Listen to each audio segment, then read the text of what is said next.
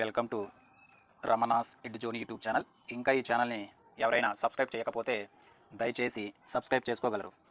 మనము ఈ వీడియోలో ఏపీపీఎస్సి గ్రూప్ 2కి సంబంధించి ప్రిలిమ్స్లో భాగంగా మనకు ఇండియన్ సొసైటీలో ఉన్నటువంటి మూడవ చాప్టర్ ఇండియన్ సొసైటీ ఉన్నటువంటి మూడవ చాప్టర్ ఉన్నటువంటి కిన్షిప్. కిన్షిప్ అంటే ఏంటంటే మనకు తెలుగులో దీన్ని ఏమంటామంటే మనం బంధుత్వము. ఈ బంధుత్వం మీద మనము రావడానికి అవకాశం ఉన్నటువంటి ప్రశ్నలను మనము చూద్దాం. ఇక్కడ మనకు గమనిస్తే ఫస్ట్ క్వశ్చన్ చూడండి ఒకసారి. ఇక్కడ ఫస్ట్ క్వశ్చన్ కానీ మనం గమనిస్తే ఏమంటున్నారు చూడండి. ఇక్కడ కిన్షిప్ అనే పదాన్ని మొదటిసారిగా ఉపయోగించింది ఎవరు అంటుండు. ఇక్కడ మనం కిన్షిప్ అంటే ఏం చెప్పుకున్నాము, బంధుత్వము. ఈ బంధుత్వము అనే పదాన్ని మొట్టమొదటిసారిగా ఎవరు ఉపయోగించారంటే మనకు హెన్రీ మెయిన్. హెన్రీ మెయిన్ అంటే మనకి కిన్షిప్ అనే పదాన్ని మొట్టమొదటిసారిగా ఉపయోగించిన వ్యక్తి ఎవరంటే మనకు హెన్రీ మెయిన్. ఈయన ఏం చేశారంటే ఏన్షియంట్ లా అనే బుక్ రాయడం జరిగింది. ఏన్షియంట్ లా. ఆ బుక్లో మొట్టమొదటిసారిగా దేని గురించి ప్రస్తావన ఉంది మనకు, కిన్షిప్ గురించి ప్రస్తావన ఉంది. ఓకేనా. నెక్స్ట్ క్వశ్చన్ చూడండి. నెక్స్ట్ క్వశ్చన్ గమనిస్తే మనకు బంధుత్వం మీద డెఫినేషన్ మీద ఇచ్చాడు బిట్టు. చూడండి ఒకసారి ఏమన్నాడు చూడండి. రక్త సంబంధము మరియు వైవాహిక సంబంధాల వల్ల ఏర్పడిన సాంఘిక బంధాన్ని బంధుత్వం అని తెలిపినది ఎవరు అంటుండే. మనకి ఇక్కడ మనకు రక్త సంబంధం మరియు వైవాహిక సంబంధం అంటే మనకి ఏంది, వివాహ సంబంధం. ఈ వివాహ సంబంధం వల్ల ఏర్పడినటువంటి బంధాన్ని మనం ఏమంటాము, బంధుత్వము అని తెలిపినది ఎవరు అంటే మన డెఫినేషన్ ఎవరు మనకి ఇక్కడ ఎవరంటే మనకు అబర్ క్రోంబ్రై అనే వ్యక్తి డెఫినేషన్ చేశారు అనమాట. మనకి ఇక్కడ ఇది మనకి డెఫినేషన్ కూడా మనకి ఇంపార్టెంట్. నెక్స్ట్ క్వశ్చన్ మనం గమనిస్తే ఇక్కడ మనకు గ్లూకాగాన్ చాలా ఇంపార్టెంట్. గ్లూకామాన్ అన్నది ప్రకారము సోదరిని సూచించే ఆంగ్ల అక్షరం ఏది అంటుంది. అంటే మనకి ఇక్కడ ఏం చేస్తారంటే ఈ గ్లూకామాన్ వచ్చేసరికి మనకు బంధుత్వాలకు సంబంధించినటువంటి బంధుత్వాలను కొన్ని ఆంగ్ల అక్షరాలతో సూచించడం జరిగింది. అందులో భాగంగా మనకి ఏమంటుంది, మనకు సోదరిని అంటే మనకు సిస్టర్ని సూచించే మనకు ఆంగ్ల అక్షరం ఏంటంటే మనకు జెడ్ అని గుర్తుపెట్టుకోవాలి. ఇక్కడ మనం బాగా గుర్తుపెట్టుకోవాల్సిన విషయం ఏంటంటే ఈ గ్లూకామాన్ వచ్చేసరికి మనకు ఇక్కడ సోదరిని సిస్టర్ని జెడ్ అనే అక్షరంతో, అదేవిధంగా మనకు సిబ్లింగ్స్ అంటే మనకు తోబుట్టులను ఈ సిబ్లింగ్స్ వచ్చరికి క్యాపిటల్ జీ అనే అక్షరంతో, ఇవన్నీ డిఫరెంట్ ఉంటాయి కాబట్టి మన ఎగ్జామినేషన్ పాయింట్ ఆఫ్ అడగడానికి అవకాశం ఉంటుంది అనమాట. నెక్స్ట్ వచ్చరికి మనకు స్పౌజ్ వచ్చరికి ఎలా ఇండికేట్ చేశారు మనకి ఈ అనమాట. చాలా ఇంపార్టెంట్. అంటే మనకి ఇక్కడ గ్లూకామాన్ ప్రకారము మనకు సిస్టర్ని జెడ్తో ఇండికేట్ చేస్తే నెక్స్ట్ వచ్చరికి స్పౌజ్ మన జీవిత భాగస్వామి వచ్చరికి ఈతోను, అదేవిధంగా మనకు సిబ్లింగ్స్ తోబుట్టులను జీతో ఇండికేట్ చేస్తారు. ఈ మూడు మనకి ఇంపార్టెంట్. నెక్స్ట్ కనుక గమనిస్తే నెక్స్ట్ క్వశ్చన్ చూడండి. ఈ క్రింది వారిలో ఎవరిని వైవాహిక మరియు ఏకరక్త బంధువులు అంటాం. ఈ క్రింది వారిలో ఎవరిని మనము వైవాహిక అదేవిధంగా మనం ఏకరక్త బంధువులు అంటే మనకి ఏముండాలి, రక్త సంబంధం ఉండాలి, అదేవిధంగా వివాహ సంబంధం ఉన్నటువంటి వారి కింది వారిలో ఎవరు అంటుండే. ఎవరు మనం చూడండి. ఫస్ట్ ఏమి చూడండి, మేనరిక వివాహం చేసుకున్న వారే కరెక్ట్. ఎందుకంటే మనకి ఇక్కడ రక్త సంబంధం ఉంటుంది, అదేవిధంగా మనకి ఏమిటి, మనకు వివాహ సంబంధం ఉంటుంది. ఓకే, ఇది కరెక్టే. నెక్స్ట్ సార్ మనకు బహిర్వివాహం చేసుకున్నప్పుడు ఇది మనకి ఏముంటుంది, ఇది బహిర్వ అంటే రక్త సంబంధం ఉండదండి, కేవలం మనకి ఏముంటుంది, వైవాహిక సంబంధమే ఉంటుంది. కరెక్ట్. ఇది రాంగ్ అనమాట. నెక్స్ట్ సార్కి అంతర్వివాహం చేసుకున్న వాళ్ళు కూడా మనకు రక్త సంబంధం ఉండదు కాబట్టి ఇది కూడా ఆన్సర్. నెక్స్ట్ సార్కి మనకు సమాంతర పిత్రియ సంతతి వివాహం చేసుకున్నవారు అంటే మనకు కొన్ని చోట్ల ఏమవుతుంది, అక్కా చెల్లెలు కూడా వివాహం చేసుకుంటారు. అంటే మనకి ఇక్కడ కూడా మనకు వైవాహిక సంబంధం ఉంది, అదేవిధంగా మనకి ఏముంది, రక్త సంబంధం ఉంది. కాబట్టి మనకు 1 మరియు 3 అనేది ఏంటి మనకు కరెక్ట్ అయినటువంటి మనకు ఆన్సర్ ఏమవుతుంది, మనకు ఆప్షన్ ఏ అవుతుంది. చాలా ఇంపార్టెంట్ అండి. ఓకేనా. నెక్స్ట్ కనుక గమనిస్తే నెక్స్ట్ క్వశ్చన్ చూడండి. ఇక్కడ ఏన్షియంట్ లా, దీన్ని మనం ఏమంటాం, పురాతన చట్టం. ఇప్పుడు మనం చెప్పుకున్న ఫస్ట్ క్వశ్చన్ డిస్కస్ చేసుకునేటప్పుడు ఈ ఏన్షియంట్ లా లేదా పురాతన చట్టం అనే గ్రంథంలో ఏ సంవత్సరం నందు హెన్రీ మెయిన్ కిన్షిప్ అనే పదాన్ని మొట్టమొదటిసారి ఉపయోగించడం మనకు 1861 గుర్తుపెట్టుకోవాలి. మొట్టమొదటి క్వశ్చన్ మనం డిస్కస్ చేసుకున్నాం. అంటే మన కిన్షిప్ అనే పదాన్ని మొట్టమొదటిసారిగా వాడిన వ్యక్తి ఎవరు, మనకు హెన్రీ మెయిన్ అనమాట. ఈయన 1861లో ఏన్షియంట్ లా లేదా పురాతన చట్టం అనే గ్రంథంలో దీని యొక్క ప్రస్తావన ఉంది అని గుర్తుపెట్టుకోవాలి. నెక్స్ట్ చూడండి ఒకసారి. నెక్స్ట్ మనం గమనిస్తే నెక్స్ట్ క్వశ్చన్ చూడండి. ఇక్కడ నెక్స్ట్ క్వశ్చన్ గమనిస్తే ఇద్దరు సోదరుల యొక్క పిల్లలు అంటుండు. ఇద్దరు సోదరులు కాబట్టి మనకి ఏమవుతుంది, ఖచ్చితంగా ఇది పితృవంశీ అవుతుంది. ఓకేనా. పితృవంశీ అవుతుంది. అదేవిధంగా మనకి ఏమంటుంది, ఇక్కడ ఇద్దరు సోదరుల పిల్లలు అంటే మనకి ఏంటిది, సజాతీయ బంధువులు అంటే మనకు ఇద్దరు సోదరు యొక్క పిల్లలు మనకు వచ్చరికి ఏంటంటే సజాతీయ బంధువులు. అదేవిధంగా మనకి ఏంటి, సోదరులు అంటే మనకు పితృవంశీ అంటే మనకి ఏం ఆన్సర్ అవుతుంది, పితృవంశీయ సజాతీయ బంధువులు, ఇది ఆన్సర్ అవుతుంది. ఓకేనా.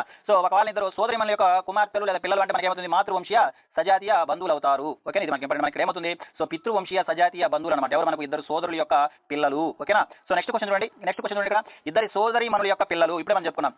ఇద్దరు సోదరీమణుల యొక్క పిల్లలు అంటే వీళ్ళెవరు, మనకు సజాతీయ బంధువులే. కరెక్ట్. అదేవిధంగా ఏమన్నాడు, సోదరీమణులు అంటారు. అంటే మనకి ఏమవుతుంది, ఇది మాతృవంశీయ సజాతీయ బంధువులు అవుతారు. ఓకేనా. నెక్స్ట్ క్వశ్చన్ మనం గమనిస్తే నెక్స్ట్ క్వశ్చన్ చూడండి ఒకసారి.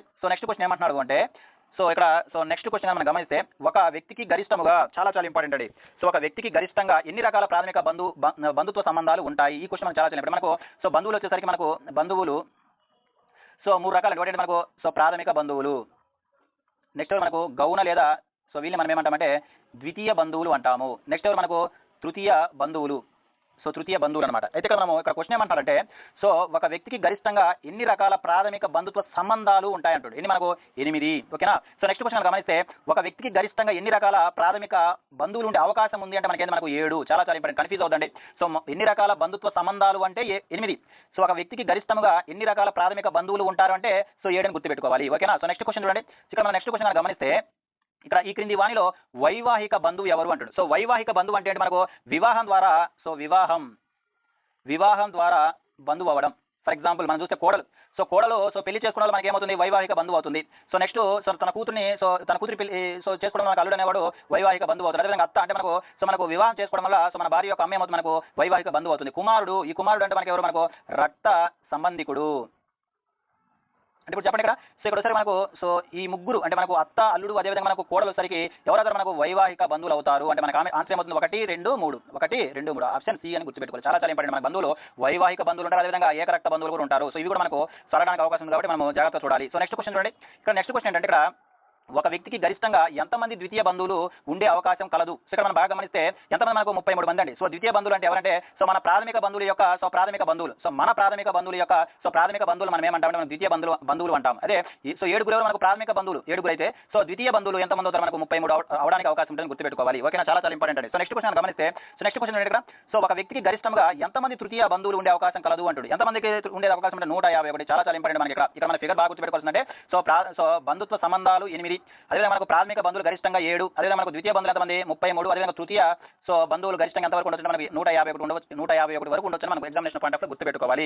అంటే ఎవరిని మనం తృతీయ బంధువులు అంటారంటే సో మన ప్రాథమిక బంధువుల యొక్క ద్వితీయ బంధువులను ఏమంటామంటే మనకు తృతీయ బంధువులు అంటాము. సో గరిష్టంగా ఎన్ని ఉండడానికి అవకాశం ఉంటుందంటే మనకు 151 మంది ఉండడానికి అవకాశం ఉంటుంది. సో నెక్స్ట్ క్వశ్చన్ చూడండి ఇక్కడ. సో నెక్స్ట్ క్వశ్చన్ మనకు సో బంధుత్వ ఆచరణ అండి. చాలా చాలా ఇంపార్టెంట్ వీటి మీద మనం బిట్టుపడడానికి అవకాశం ఉంటుంది. సో బంధుత్వ ఆచరణలకు సంబంధించి సరైనటువంటి అంశాలను జతపరచండి అంటుండు. ఇక్కడ మనం బాగా గమనిస్తే సో వ్యక్తుల మధ్య వ్యతిరేకతను తగ్గించేది అంటే మనకు సో వైదలుడు నడవడి. చాలా చాలా ఇంపార్టెంట్. సో నెక్స్ట్ కనుక గమనిస్తే చిన్నవారి ప్రవర్తన తీర్చిదిద్దేది ఏంటంటే మనకు అసౌష్ఠవ సో పరిహాసం అని గుర్తుపెట్టుకోవాలి. నెక్స్ట్ మనకు సో తదానుభూతిని చూపించేది మనకు కుహన ప్రసూతి అని గుర్తుపెట్టుకోవాలి. నెక్స్ట్ సరికి బంధువులలో కొందరికి అధిక ప్రాధాన్యత ఇచ్చేది అంటే మనకు మన్నువ. చాలా చాలా ఇంపార్టెంట్. సో చాలా చాలా ఇంపార్టెంట్ అంటే మనకు ఆన్సర్ ఏమవుతుంది బి అవుతుందని గుర్తుపెట్టుకోవాలి. సో నెక్స్ట్ కనుక గమనిస్తే సో కుహన ప్రసూతి అనే సో బంధుత్వ ఆచరణ ఎక్కడ ఎక్కువ కనిపిస్తుందట. చాలా చాలా ఇంపార్టెంట్. ఎక్కడ మనకు సో నీలగిరి తోడలో ఎక్కువ కనిపిస్తుంది అంటే మనం బాగా గమనిస్తే సో కుహాన ప్రసూతి ఆచరించే తెగను గుర్తించడం మనకు ఓకే నీలగిరి తోడాలు ఎక్కువ కనిపిస్తుంది అనమాట. ఓకే. సో నెక్స్ట్ ఇక్కడ చెంచులు. సో ఇక్కడ చెంచులు అనగా మనం గుర్తుపెట్టుకోవాల్సింటే సో తెలంగాణలో ఎక్కువ ఉన్నటువంటి గిరిజనులు అనమాట. నెక్స్ట్ బంజారులు సో చెంచులు అనగా మనం గుర్తుపెట్టుకోవాల్సిన ఇంపార్టెంట్ పాయింట్ ఏంటంటే సో మనకు నల్లమల ఫారెస్ట్ ఎక్కువ ఉన్నటువంటి గిరిజన తెగ. చాలా చాలా ఇంపార్టెంట్ అండి. సో నల్లమల ఫారెస్ట్లో నల్లమల అడవిలో ఎక్కువ ఉన్నటువంటి తెగ ఏంటంటే మనకు చెంచులను గుర్తుపెట్టుకోవాలి. నెక్స్ట్ బంజారులు అంటే మనకు తెలంగాణలో ఎక్కువ ఉన్నటువంటి గిరిజనులు తెలంగాణ. యానాదులు అంటే మనం నెల్లూరు డిస్ట్రిక్ట్ గుర్తు రావాలంటే మనకు ఆంధ్రప్రదేశ్లో ఎక్కువ ఉన్నటువంటి గిరిజన తెగ. ఆంధ్రప్రదేశ్లో ఎక్కువ ఉన్నటువంటి గిరిజన తెగ ఏంటంటే మనకు సో యానాదులను గుర్తుపెట్టుకోవాలి. చాలా చాలా ఇంపార్టెంట్. ఓకేనా. సో నెక్స్ట్ క్వశ్చన్ చూడండి ఒకసారి. సో నెక్స్ట్ క్వశ్చన్ గమనిస్తే సో బంధుత్వ పదాలను అంటే మనకి ఇక్కడ సో బంధుత్వ పదాలను సో 3 రకాలుగా వర్గీకరించింది ఎవరు అంటారు. ఎవరు మనకు సో మూర్ధాక్ అని గుర్తుపెట్టుకోవాలి. చాలా చాలా ఇంపార్టెంట్. మనకు సో బంధుత్వం అనేసరికి ఈ మూర్ధాకు 3 రకాలుగా విభజించారు. ఒకటి మనకు సో ఉపయోగించే రీతి ఆధారంగా ఉపయోగ రీతి ఆధారముగా. నెక్స్ట్ సరికి రెండోది ఏంటంటే మనకు భాషా నిర్మాణం ఆధారముగా. అదేవిధంగా మనకి అనువర్త పరిధి ఆధారముగా. ఈ విధంగా 3 రకాలుగా మనకు బంధుత్వ పదాలను విభజించిన వ్యక్తి ఎవరంటే మనకు మూర్ధాకు. ఓకేనా. చాలా చాలా ఇంపార్టెంట్. సో నెక్స్ట్ క్వశ్చన్ మనం గమనిస్తే సో 16వ క్వశ్చన్ చూడండి ఒకసారి. ఈ 16వ క్వశ్చన్ ఏమంటున్నారంటే సో ఈ క్రింది వానిలో బంధుత్వ అన్వయ పదాన్ని గుర్తించండి అంటాడు. సో బంధుత్వ అన్వయ పదము ఏంటంటే మనకు ఇక్కడ చూడండి ఇక్కడ సో మనకు సో నాన్న అదేవిధంగా మనకు అమ్మ అదేవిధంగా అక్క. సో వీరిని ఏమంటాం మనము సో ప్రాథమిక బంధువులు అంటాం. సో ప్రాథమిక బంధువు. కానీ మా నాన్న సో ఈ మా నాన్న అనేది మనకి ఏమవుతుందంటే సో మనకు అన్వయ పదాన్ని సూచించే బంధుత్వ పదంగా గుర్తుపెట్టుకోవాలి. ఎందుకంటే సో మనం ఇక్కడ ఏరో వ్యక్తితో మాట్లాడేటప్పుడు తలుచుకోవడం అనేది ఏంటంటే మనకు అన్వయ బంధుత్వ పదంగా మనం చెప్పుకోవాలి. చాలా చాలా ఇంపార్టెంట్. ఓకేనా. సో నెక్స్ట్ క్వశ్చన్ గమనిస్తే సో ఇక్కడ ఏమంటుంది ఈ క్రింది వానిలో ప్రాథమిక బంధుత్వ పదాన్ని గుర్తుపెట్టండి అంటాడు. ఈ క్రింది వానిలో సో ప్రాథమిక బంధుత్వ పదం అంటే అతి దగ్గర సంబంధం ఉందన్నమాట. అది దగ్గర సంబంధం ఉన్నటువంటి సో బంధుత్వ పదాన్ని మనం ఏమంటామంటే సో ప్రాథమిక బంధుత్వ పదము అంటామని సో మనం ఎగ్జామినేషన్ పాయింట్ ఆఫ్ లో గుర్తుపెట్టుకోవాలి. ఎవరు చెప్పండి ఇక్కడ మనకు అతి దగ్గర తండ్రి అక్క నాన్న అమ్మ ఇవన్నీ కూడా ఏంటంటే మనకు సో ప్రాథమిక బంధుత్వ పదంగా మనం గుర్తుపెట్టుకోవాలి. అదే మనకి ఇక్కడ చిన్నమ్మ అనేది మనకు ఉత్పన్న ఉత్పన్న పదము. సో నెక్స్ట్ అమ్మమ్మ అంటే మనకు వివరణాత్మక పదము. మన అమ్మ వాళ్ళ అమ్మని వివరణాత్మక పదము. అదేవిధంగా అత్తమ్మ అనేది కూడా మనకు ఒక ఉత్పన్న పదము.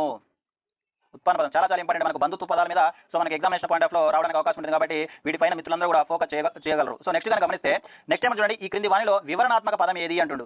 సో వివరణాత్మక పదము ఏంటి అంటే మనం బాగా గమనిస్తే చూడండి, ఇక్కడ చిన్నమ్మ, ఇక్కడ మనం బాగా గమనిస్తే చిన్నమ్మ. సో నెక్స్ట్ వచ్చరికి నెక్స్ట్ అమ్మమ్మ అంటే అమ్మ వాళ్ళ అమ్మ అంటే వివరణాత్మక అమ్మ ప్లస్ అమ్మమ్మ. నెక్స్ట్ వచ్చరికి చిన్న ప్లస్ అమ్మ.